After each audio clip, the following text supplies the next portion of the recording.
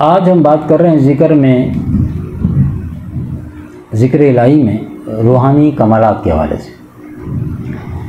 पिछले दर्स में फ़कीर ने एक बात और आपसे की थी कि ज़िक्र और यानी इसमें ज़ात का ज़िक्र और जिसका ज़िक्र किया जाए वो, तो जब कहते हैं कि हम अल्लाह कह रहा है कसरत से मेरा ज़िक्र करो, ठीक है, तो हमारी तवज्जो लफ्ज़ ज़िक्र है, लफ्ज़ जो ज़िक्र है असल में ये सब कुछ नहीं है, ये सब कुछ की तरफ लेके जाने वाला ज़रिया है। सब कुछ क्या है? वो ज़ात है। तो उसने अपनी तरफ आने के लिए हमें हुक्म दिया कि मेरे ही नाम की तकरार करो। अब ज़िक्र और है, ठीक है, फिर उसने अपना नाम दिया। कौन सा नाम दिया? इसमें ज़ात अपना ज़ाती नाम दिया अल्लाह। ये इस उम्मत को मिला है। ये फ़कीर एक किताब में पढ़ रहा था कि दीगर कौमों को अल्लाह ताला ने मुख्तलिफ नाम दिए थे ज़िक्र करने, वो सिफ़ाती नाम है। जैसे अल्लाह के आप पढ़ते ना 100 नाम 101, अल्लाह हटा के बाकी जितने नाम हैं सिफ़ाती नाम है सारे।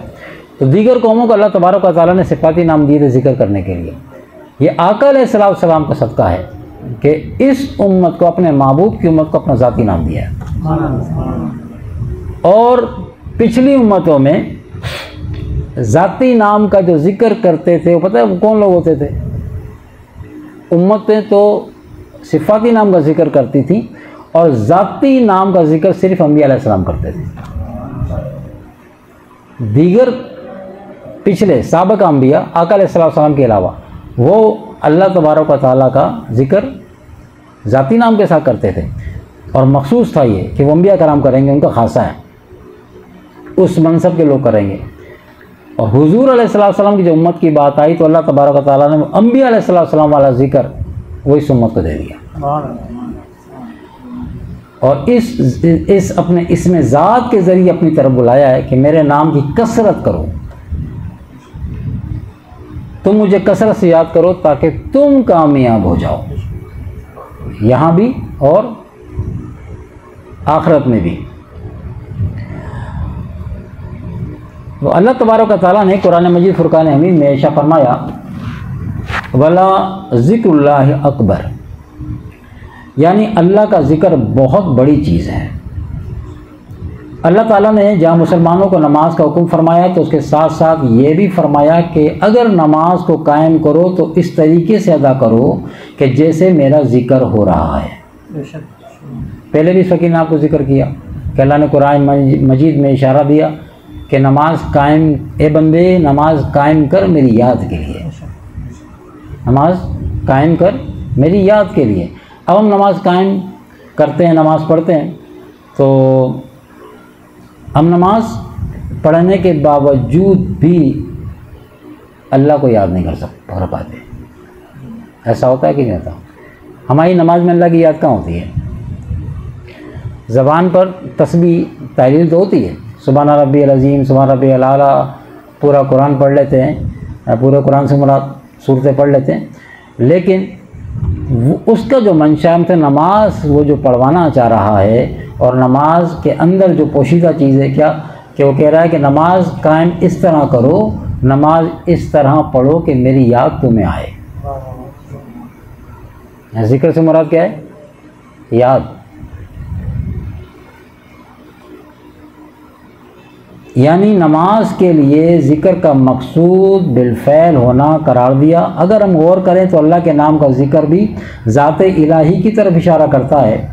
लिहाजा ज़िक्र एक ऐसी चीज़ है जिसका मकसूद ख़ुद अल्लाह ताला की ज़ात है, इसमें सिफ़ात को अहमियत नहीं दी जाती और ज़ाकिर का बराह रास्त ज़ात इलाही के साथ मुंसलिक हो जाना ही ज़िक्र का मुद्दा है। ज़िक्र का कमाल ये है कि तीन चीज़ों में यानी ज़िक्र, ज़ाकिर और मज़कूर में से ज़िक्र और ज़ाकिर अगर दोनों ख़त्म हो जाएं तो ज़िक्र का मकसूद यानी अल्लाह ताला ही बाकी रह जाएगा। असल ज़िक्र भी यही है, इसको समझ लें। यानी ये कहना कि ज़िक्र का कमाल ये है कि 3 चीज़ों में, यानी ज़िक्र, ज़ाकिर और मज़कूर, ज़िक्र, ज़ाकिर और मज़कूर। ज़िक्र तो आ गया, ठीक है। ज़ाकिर माना ज़िक्र करने वाला, मज़कूर का मकसद जिसका ज़िक्र किया जा रहा है, जिसका ज़िक्र की, जिसको याद किया जा रहा है वो मज़कूर, जिसका ज़िक्र किया जा रहा है, ज़िक्र, ज़ाकिर और मज़कूर। अब ज़ाकिर तो बंदा खुद हो गया, ज़िक्र मज़कूर का किया जा रहा है, मज़कूर कौन हो गया? वो अल्लाह की ज़ात हो गई, ठीक है। अब फरमाया ये गया कि इसका मकसद क्या है ज़िक्र करने का, कि अगर ज़िक्र और ज़ाकिर, ज़िक्र और ज़ाकिर ये दोनों हट जाएं, ये दोनों हटा दें, तो बाकी कौन रहता है? बाकी क्या बचता है? मज़कूर, सिर्फ अल्लाह की ज़ात रहती है। ज़िक्र करने का इशारा यही है कि ज़िक्र इस अंदाज में कर, तुझे मेरी याद, मेरा ज़िक्र करते हुए ऐसे आए कि तुझे अपना आप भूल जाए, तुझे अपनी ज़ात भी याद ना रहे। जैसे हमारे मुराकबा होता है ना सच्चा नक्शबंद के अंदर, तो मुराकबे में जब मुराकबा करने बैठते हैं, अल्लाह सबको वो इस्तक़राक अता फरमाए। तो मुराकबे में शुरू में आपको दिक्कत होती है करने में ना, लेकिन ये प्रैक्टिस है, मुराकबा असल में प्रैक्टिस है अल्लाह की इसी याद की तरफ लेके आने के लिए। जब वो प्रैक्टिस आपकी पूरी होने की तरफ चलती है ना, तो अरबी की एक कहावत है, वो कहता है कि मश्क इंसान को कामिल कर देती है, मश्क इंसान को कामिल कर देती है। कोई भी काम आप उठा लें, दुनिया का काम उठा लें, किसी काम में आप प्रैक्टिस कर रहे हैं, मश्क कर रहे हैं, तो आखिरकार आप उस काम पर उबूर हासिल कर लेंगे। शुरू में आपको तकलीफ तो होगी। मोटी सी एक बात है, कोई डॉक्टर आपको एक्सरसाइज बताया ना, सुबह आपने वॉक करनी और आपने कभी ना की हो, वो कोई आप थोड़ा हल्का थोड़ा रनिंग करनी, दौड़ना है आपको थोड़ा सा, तो आप तो तेज़ चलने से थक जाओगे, दौड़ना तो दूर की बात। तो जब आप पहले दिन चलेंगे तो आपको थकावट ज़्यादा महसूस होगी, दूसरे दिन फिर कुछ कम हो जाएगी, फिर कुछ कम हो जाएगी, फिर कुछ कम को, कुछ दिनों बाद आप आसानी से रनिंग कर रहे होंगे, ना आपके पट्टे चढ़ेंगे, ना आपके पसीने छूटेंगे, ना आपको दर्द होगा, आप इजीली अपनी वॉक कर लेंगे, ठीक है। हमने देखे बंदे सुबह के टाइम वो 2-2, 3-3 मील रनिंग करके आ रहे होते हैं। क्यों कर रहे हैं? डॉक्टर ने कहा है हार्ट का ख़तरा हो गया है, इसलिए आप सुबह उठ के रनिंग करें। अब वो जो सुबह उठ के नमाज नहीं पढ़ता था, सुबह डॉक्टर के कहने में रनिंग कर रहा है, क्यों? हार्ट, दिल का मसला है, नहीं कि तो सेहत गिर जाएगी और ज़िंदगी ख़तरा लाक हो जाए। ज़िंदगी ख़तरे से बचने के लिए सुबह की नींद कुर्बान की, और हालांकि मौत अपने वक्त पे आनी है, मौत अपने वक्त। काश के ऐसा ही एहसास जिस तरह आपने ज़िंदगी किया, काश के हमें ऐसा ही एहसास अल्लाह के हुक्म का हो जाए, तो वक्त पे नमाज़ पढ़ लें सुबह उठ के। ये नमाज के, और बड़ी हल्की नमाज है, सिर्फ 4 रकातें, सिर्फ 4 रकातें, उसमें आप अंदाज़ा लगाएं। अल्लाह ताला ऐसा फरमाता है कि ये सुबह की जो 2 सुन्नत है ना, 2 सुन्नत, ये दुनिया और माफिया से तुम्हारे लिए बेहतर है। दोनों जहाँ की दौलतों से सुबह की जो 2 सुन्नत हैं, इसमें अल्लाह ने इतना अजर रखा, इतना अजर रखा है, फरमाया कि दुनिया और माफिया से तुम्हारी 2 सुन्नत। सुबह की फजर की जब 2 सुन्नतों का ये मामला है, तो फ़र्ज़ का आलम क्या होगा? फ़र्ज़ कहाँ जाएगा फिर? तो सुन्नत का ये मामला है। लेकिन हम नहीं समझ रहे, तो हमने अल्लाह माज़अल्लाह हमने अल्लाह का तो कहने को अहमियत नहीं दी। डॉक्टर ने कहा अगर आपने सुबह वॉक नहीं की ना, आपकी जान को ख़तरा, पहला हल्का था, दर्द आ गया है। अब अगर आपने ये सुस्ती दिखाई, प्रैक्टिस नहीं करी, आपने वॉक नहीं करी, तो फिर आप बिस्तर पर जा सकते हो, फिर वेंटिलेटर पे चले जाओ।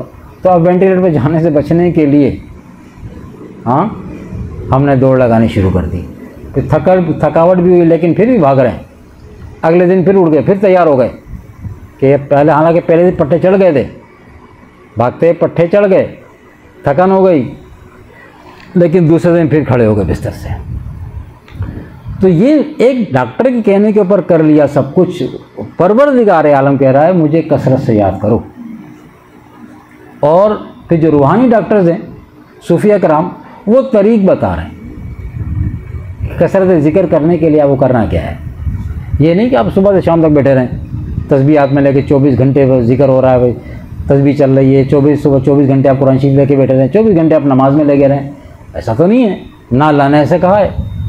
दुनिया के मामलात हैं, घर के मामलात हैं, सारी ये भी ड्यूटियाँ पूरी करनी है, ऐसा तो उसने कहा भी नहीं है। नमाज के तो मुख्तलिफ औकात में नमाज का टाइम रखा है ना, एक ही टाइम में या 24 घंटों में सारी नमाजें भी नहीं हैं।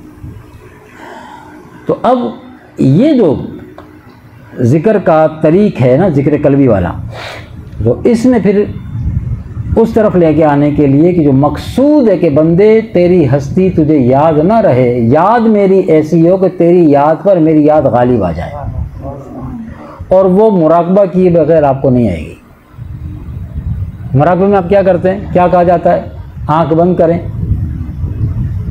ज़हन से ख़यालात को निकालते हुए अपनी तवज्जो को अपने क़ल्ब की तरफ ले जाएं, और क़ल्ब में तवज्जो करके क़ल्ब में क्या हो रहा है, जो आपने ज़िक्र कल्बी लिया है, अब आपने ज़िक्र कल्बी लिया है, कल अपना दिल अपना काम कर रहा है, वो जो काम कर रहा है वो क्या काम है?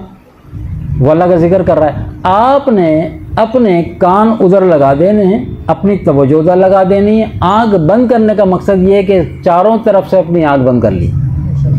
कान यहाँ लगाने से मुराद ये, तवज्जो यहाँ लगाने का मकसद क्या है कि आपने चारों तरफ अपनी तवज्जो बैठा ली। अब मजमे के अंदर बीच में बैठ के, मजमे में के बीच में बैठ के सबसे आंखें बंद की, मजमे के बीच में बैठ के सबकी तरफ से कान बंद किए, यानी किसी की आवाज़ कान में पड़ी तो आपको बुरी लगे, किसी आवाज़ कान में आए भी तो आपको बुरी महसूस हो, ठीक है, चाहे आपको नाम लेके आपको मुखातिब क्यों ना कर रहा हो, कि ये टाइम मुझे क्यों मुखातिब किया जा रहा है, क्यों कि मैं उस ज़ात की तरफ मुतवज्जो होकर बैठा था। कोई आपको आँख खोलने का बोले, आपको बुरा लगे कि कुछ देर के लिए, ये बहुत बड़ी बात नहीं है कि वो 4-5 घंटे की बात, कुछ देर के लिए तो उस रब के लिए उस तरह बैठ जाएं जिस तरह वो चाहता है।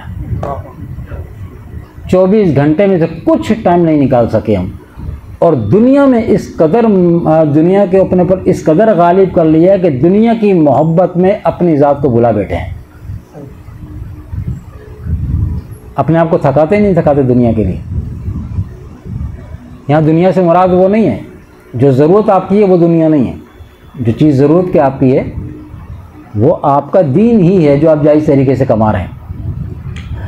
एक्स्ट्रा चीज़ें बहुत सारी हैं जिसके बगैर ज़िंदगी गुजर सकती है। हम उन एक्स्ट्रा चीज़ों के लिए कैसी दौड़ लगा रहे होते हैं, उनके उसूल के लिए अपने आप को थका रहे होते हैं। नहीं है तभी गुजरने के नहीं होना चाहिए।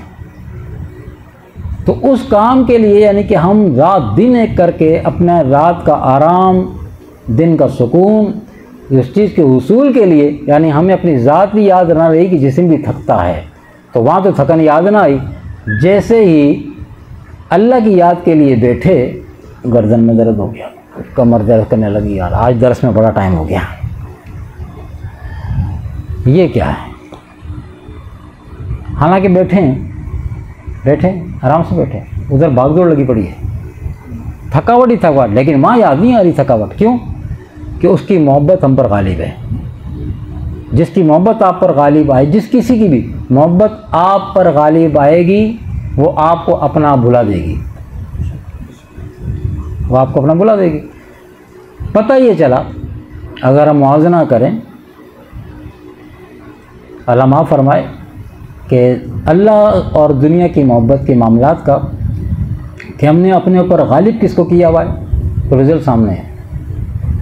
इसमें किसी से पूछने की ज़रूरत भी नहीं है कि अगर अल्लाह की याद में हम थकते हैं, अपने आप को भूलते नहीं, थकते हैं, और उधर थकते भी हैं और उसकी मोहब्बत में अपने आप को भुलाते भी हैं, तो फिर तो दुनिया का गलबा और दुनिया के हक, अल्लाह का भी हक उठा के हमने दुनिया को दे दिया। तो ये नाइंसाफ़ी है जो हम अपने साथ, अल्लाह के साथ हम क्या करेंगे, हम अपने साथ कर रहे हैं। अल्लाह का तुम कोई नुकसान नहीं कर सकते, अल्लाह का तुम कोई नुकसान नहीं, हम अपना नुकसान कर रहे हैं इस मुख्तसर सी ज़िंदगी के अंदर। इतना वक्त गुजर गया, बाकी ज़िंदगी कितनी है क्या पता।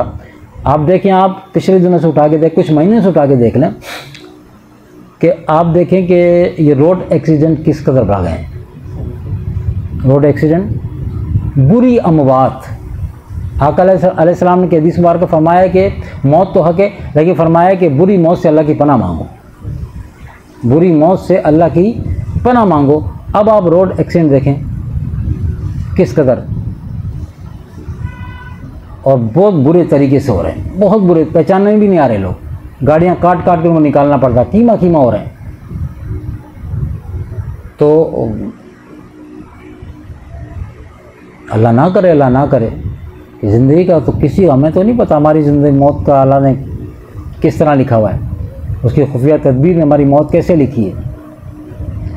तो बहरहाल जैसी भी मौत लिखी है, हमें बुरी मौत से पनाह मांगते हुए इस काम को तो कर लेना, मौत तो आनी है बहरहाल, लेकिन आए तो कम से कम ये जो वो कह रहा है कि मेरी याद में अपने आप को गुम करके आ, उसका खाली, उसका दिया हुआ रिज़्क़ पेट भर के खाया, बल्कि दूसरों का छीन के भी खाया, उसकी ज़मीन पर रहे, उसकी सारी नेमतें इस्तेमाल कर ली, जायज़ नाजायज़ तरीके, हर तरीके से, लेकिन नहीं किया तो उसका काम हमने नहीं किया। तो फरमाया कि असल ज़िक्र भी यही है, ज़िक्र का मकसूद यही है कि ज़िक्र करने वाला, तसव्वुफ़ का ज़िक्र कराया तो मुराक़बा, जैसे कि आपको बता रहा था, मुराक़बा आँख बंद, तवज्जो क़ल्ब की तरफ, और क़ल्ब में क्या हो रहा है, सोचना क्या है, मेरा दिल अल्लाह का ज़िक्र कर रहा है, यानी वो कह रहा है अल्लाह अल्लाह। अब ईमान से बताएं इससे मुश्किल कौन सा है, कितना वज़न उठाना पड़ रहा है ये काम करने के लिए, सिवाय इसके कि 10 मिनट 5 मिनट या 15-20 मिनट में अगर कुछ दर्द हुआ थोड़ा सा गर्दन में होगा, वो भी प्रैक्टिस ना होने की, जिनकी प्रैक्टिस है वो 2-2 घंटे बैठते हैं मुराक़बे में, दर्स में नहीं, मुराक़बे में 2-2 3-3 घंटे बैठते हैं, उन्हें पता ही नहीं होता, क्यों, उनकी प्रैक्टिस हो गई। जब वो जैसे ही ज़िक्र में जाते हैं वो गुम हो जाते हैं। और जब आप देख लो, जब आप किसी की याद में गुम हो जाते हैं ना, तो आपको वक्त एहसास ही नहीं होता, आपको वक्त एहसास नहीं होता। इस फ़कीर ने बारहा तजुर्बा किया कि जब मुराक़बे से उठे, अंदाज़ा किया कि आँख खुली ना, तो अंदाज़ा किया कि 15-20 मिनट मुराक़बा किया हुआ, देखो 1.5 घंटा हो गया, 1.5 घंटा। आज हम कराची में थे, रात कराची में थे, सुबह वो शाह साहब आते हैं, उनके पास थे, तो सुबह मुराक़बा किया, तो जब मुराक़बा हमने ख़त्म किया तो शाह साहब ने घड़ी देखी, कहने लगे माशाल्लाह 50 मिनट मुराक़बा किया है लेकिन पता ही नहीं चला, 50 मिनट मुराक़बा किया है लेकिन पता ही नहीं चला, और यकसोई भी हुई और मज़ा आया। तो कोई चीज़ जब आप करेंगे तो करने से होगी, वो करने से होती है। तो मशाइख जो सूफिया कराम है, वो हमें और आपको इस मुश्किल चीज़, नफ्स के लिए मुश्किल है ना, वो इसको आसान बना के, चलो ज़्यादा नहीं, कम से कम 5 मिनट कर लो। अब यहाँ महफिल में ईमान से बताएं, जो मुराक़बा होता है कितनी मिनट का होता है, 5 मिनट के अंदर 5 मिनट का भी नहीं, हम नहीं कराते, 5 मिनट का भी नहीं कराते, हिम्मतें टूटी हुई हैं, 5 मिनट का भी नहीं कराते। हाँ, इस समझाने के वाले से हम टाइम ले लेते हैं कि ये बातें अगर समझ में आ गई तो आप घर जाके खुद ही मुराक़बे में बैठ जाएंगे। इसमें हम ज़रूर आप लोग का टाइम ले लेते हैं, जो हमसे शिकवा रहता है, शिकवा आपका वजह है, और ये हम नहीं छोड़ेंगे। ये दुरूशी पढ़ी, अल्लाहुम्मा सल्ली अला सय्यिदना मौलाना मौलाना मुहम्मद व अला आलिहि व सहाबिहि अजमईन। तो फरमाया कि असल ज़िक्र भी यही है कि ज़िक्र के वक्त सिर्फ अल्लाह ही अल्लाह रह जाए, और बंदा अपने आप को ला शै यानी कुछ भी ना समझे और अपनी हस्ती को दरमियान में से निकाल दे। ज़िक्र लफ्ज़ अल्लाह को बार बार कहने से मुराद है। लफ्ज़ अल्लाह अगरचे खुदा नहीं है, लफ्ज़ अल्लाह अगरचे खुदा नहीं, लेकिन खुदा की तरफ रहनुमाई ज़रूर करता है। लफ्ज़ अल्लाह, और किया आपने, नोट कर लें बात को, बाद में आप कहीं उल्टी बात समझ जाएं। लफ्ज़ अल्लाह, अब अल्लाह और है, लफ्ज़ और है। अल्लाह लफ्ज़ नहीं है, अल्लाह अल्लाह है, अल्लाह अल्लाह है। तो यहाँ फरमाया कि लफ्ज़ अल्लाह अगरचे खुदा नहीं है, लफ्ज़ अल्लाह अगरचे खुदा नहीं है, लेकिन खुदा की तरफ रहनुमाई ज़रूर करता है। और बार बार अल्लाह का लफ्ज़ अदा करने से इंसान का रुजू अल्लाह की तरफ हो जाता है और अल्लाह के तस्वुर में इस तरह गर्क हो जाता है कि उसको फ़नायत का दर्जा हासिल हो जाता है। जैसा कि मौलाना रूम रहमतुल्लाह अलैह ने फरमाया कि अल्लाह अल्लाह कहते रहो तो तुम खुद अल्लाह में फ़ना हो जाओगे। वही प्रैक्टिस, अल्लाह अल्लाह कहते रहो, सिर्फ ज़बान की नोक से नहीं, यहाँ से बात यहाँ से बनेगी कि अल्लाह अल्लाह कहते रहो तो तुम खुद अल्लाह में फ़ना हो जाओगे। ये बात सच है कि खुदा की कसम ऐसे ही हो जाओगे। ये कौन कह रहा है? मौलाना रूम को कसम उठाने की हाजत नहीं है, वो अपने वक्त के वली हैं, उनसे कौन वाकिफ़ नहीं है।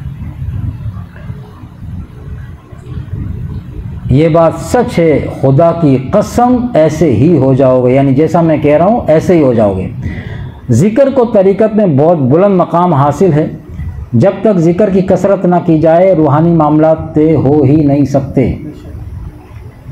बल्कि ये कहना बजा होगा कि तरीक़त में पहला कदम ही ज़िक्र है और तरीक़त का ओढ़ना बिछोना भी ज़िक्र ही है।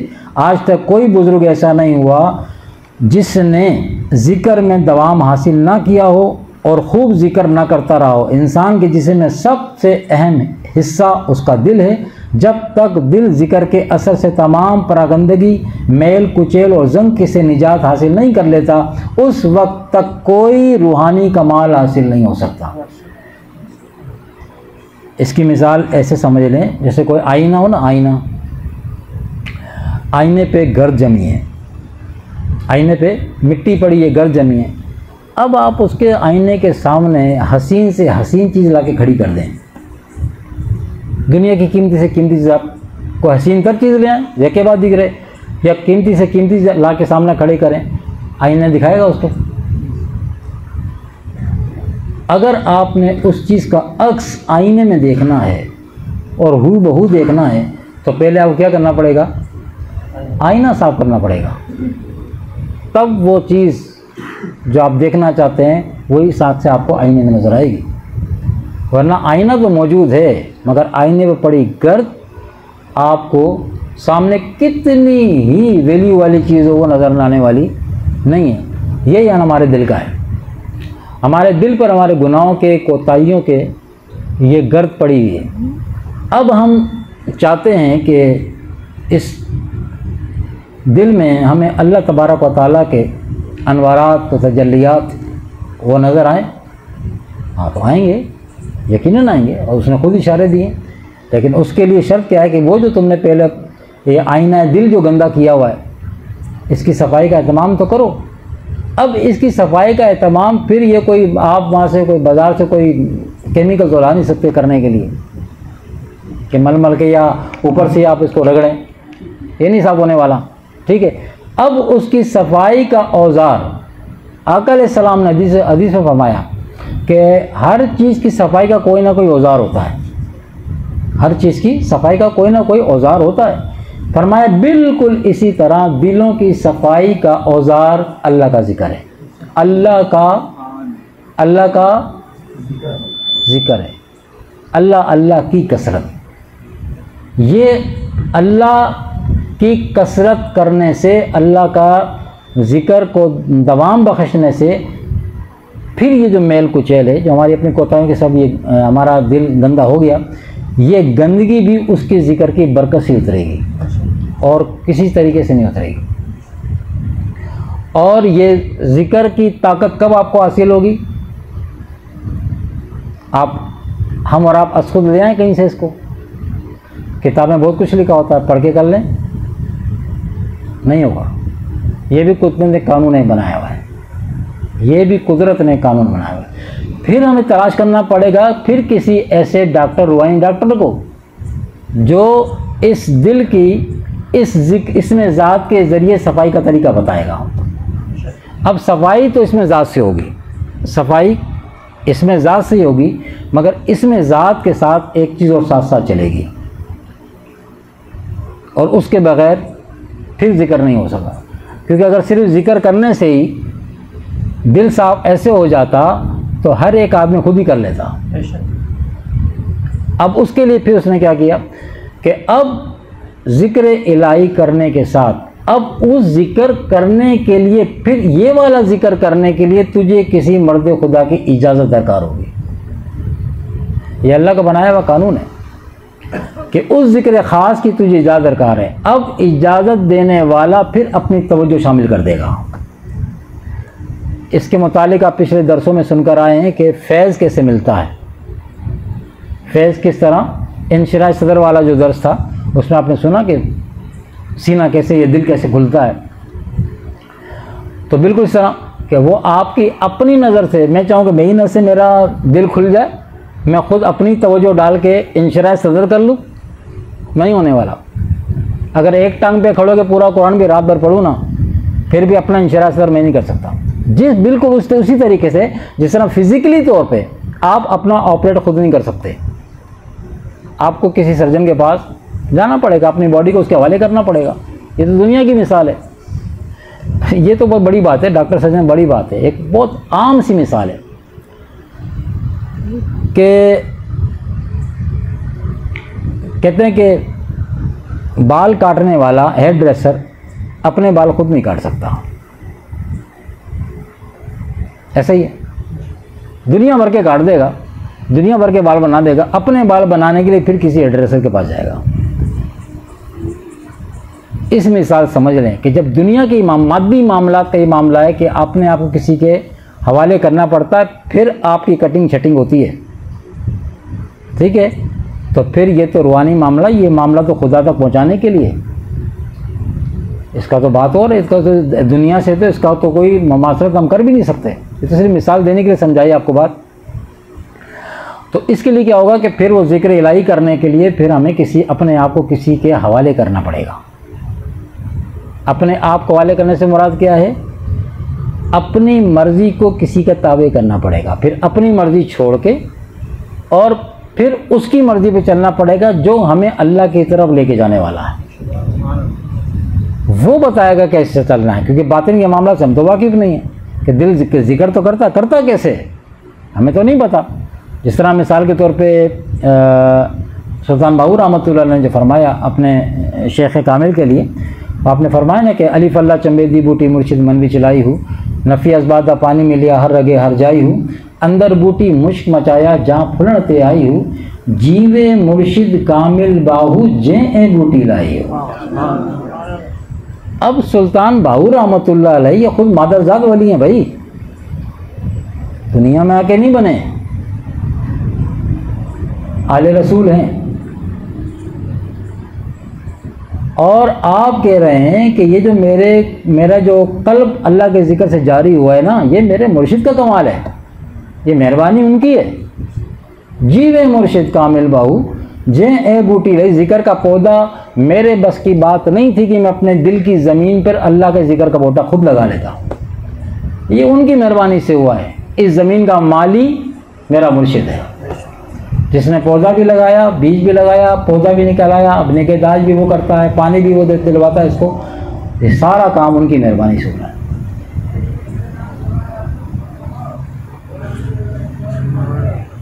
आगे चलें, बस करें, बस करते हैं।